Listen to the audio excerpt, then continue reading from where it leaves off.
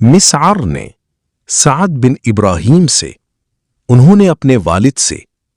انہوں نے حضرت سعد رضی اللہ تعالی عنہ سے روایت کی،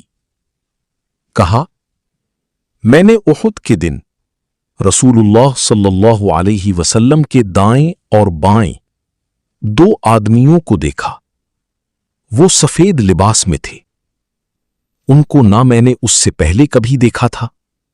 نہ بعد میں، یعنی حضرت جبرائیل علیہ السلام